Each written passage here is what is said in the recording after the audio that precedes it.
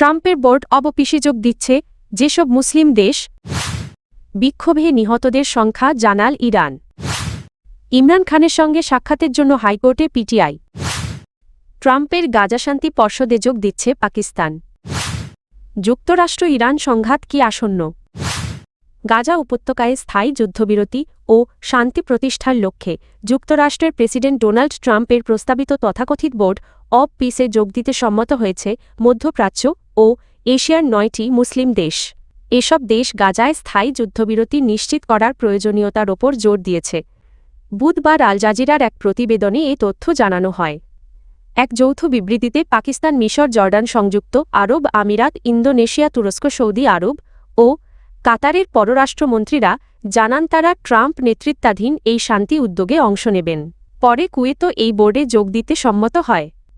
বিবৃতিতে বলা হয়, বোর্ড অব পিসের লক্ষ্য গাজায় স্থায়ী যুদ্ধবিরতি সুসংহত করা, পুনর্গঠন কার্যক্রমে সহায়তা দেওয়া এবং আন্তর্জাতিক আইনের আলোকে ফিলিস্তিনিদের আত্মনিয়ন্ত্রণ ও রাষ্ট্র প্রতিষ্ঠার অধিকার নিশ্চিত করা। এসব পদক্ষেপ পুরো অঞ্চলের নিরাপত্তা ও স্থিতিশীলতা জোরদার করবে বলে তারা আশা প্রকাশ করেন।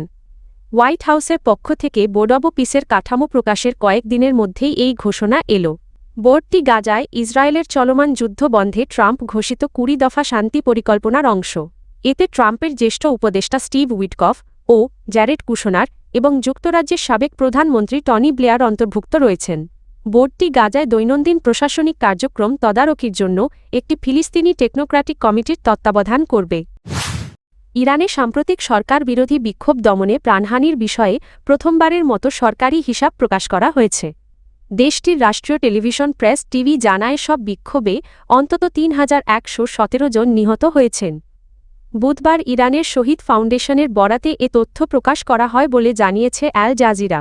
বিবৃতিতে বলা হয়, নিহতদের মধ্যে ২,৪২৭ জন বেসামরিক নাগরিক ও নিরাপত্তা বাহিনীর সদস্য রয়েছেন।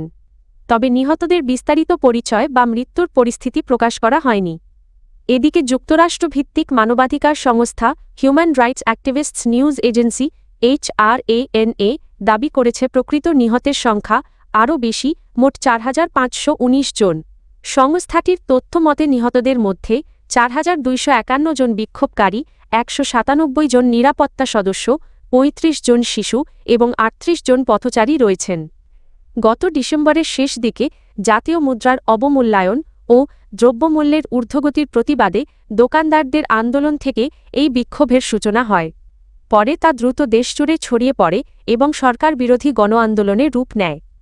ইরানি কর্তৃপক্ষ এই বিক্ষোভকে সন্ত্রাসী দাঙ্গা হিসেবে আখ্যা দিয়ে দাবি করেছে এতে বিদেশি মদদ রয়েছে। তবে সরকার পরিচালিত দমন-পীড়নের ঘটনায় আন্তর্জাতিক মহলে তীব্র নিন্দা দেখা গেছে। যুক্তরাষ্ট্রের প্রেসিডেন্ট ডোনাল্ড ট্রাম্প প্রকাশ্যে বিক্ষোভকারীদের সমর্থনের কথাও বলেছেন। পাকিস্তানের সাবেক প্রধানমন্ত্রী ইমরান খান ও তার স্ত্রী তারাচিহ্ন বুশরা বিবি তারাচিহ্ন র সঙ্গে আদিয়ালা কারাগারে সাক্ষাতের অনুমতি চেয়ে ইসলামাবাদ হাইকোর্টে আবেদন করেছে তার দল পাকিস্তান তেহরিক-ই-ইনসাফ পিটিআই জানায়, পাকিস্তানের সংবিধানের ১৯৯ অনুচ্ছেদের আওতায় করা এই আবেদনে পাঞ্জাব স্বরাষ্ট্র দপ্তর ও আদিয়ালা কারাগারের সুপারিনটেনডেন্টকে বিবাদী করা হয়েছে। ১৭ জন সিনেটরের একটি প্রতিনিধিদল আবেদনটি দায়ের করে, যার মধ্যে ব্যারিস্টার তারাচিহ্ন, সৈয়দ আলী জাফর তারাচিহ্নও রয়েছেন। এদিকে আদিয়ালা কারাগারের সামনে অবস্থান কর্মসূচি শেষে রাওয়ালপিন্ডিতে সমাবেশ করার সিদ্ধান্ত নিলে পাঞ্জাব পুলিশ পিটিআই নেতাকর্মীদের ওপর অভিযান চালায়। মঙ্গলবার মধ্যরাতের পর সামাজিক যোগাযোগ মাধ্যম এক্সে দেওয়া এক বিবৃতিতে পিটিআই জানায়, পুলিশের বলপ্রয়োগে একাধিক নেতাকর্মী গ্রেপ্তার ও আহত হয়েছেন। পিটিআই অভিযোগ করেছে, শান্তিপূর্ণ রাজনৈতিক কর্মসূচিতে বাধা দেওয়ার মাধ্যমে মৌলিক অধিকার লঙ্ঘন করা হয়েছে। এ ঘটনায় দেশটির রাজনৈতিক অঙ্গনে নতুন করে উত্তেজনা তৈরি হয়েছে। গাজা পুনর্গঠন ও দীর্ঘস্থায়ী শান্তি প্রতিষ্ঠার লক্ষ্যে গঠিত বোর্ড অব পিস বা শান্তি পর্ষদে যোগ দেওয়ার সিদ্ধান্ত নিয়েছে পাকিস্তান।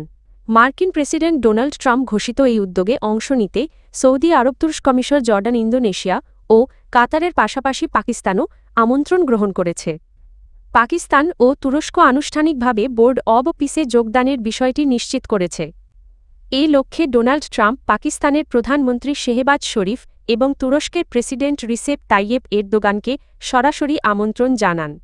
পাকিস্তানের পররাষ্ট্র দপ্তর জানিয়েছে, বোর্ড অব পিসে অংশগ্রহণ গাজায় শান্তি প্রতিষ্ঠায় পাকিস্তানের চলমান কূটনৈতিক প্রচেষ্টারই অংশ। এই উদ্যোগ জাতিসংঘ নিরাপত্তা পরিষদের প্রস্তাব 2803 এর আলোকে গ্রহণ করা হয়েছে।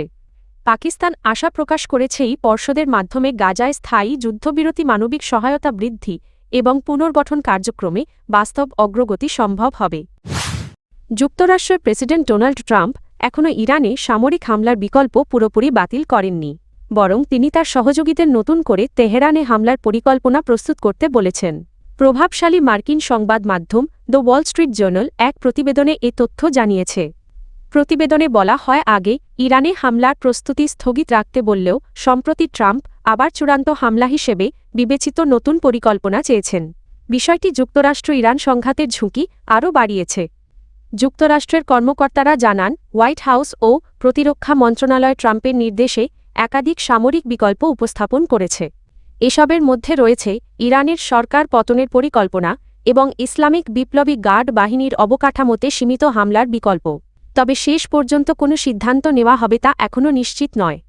এমন পরিস্থিতিতে মধ্যপ্রাচ্যের দিকে যুক্তরাষ্ট্রের বিমানবাহী রণতরী ও যুদ্ধ বিমান মোতায়েন করা হয়েছে।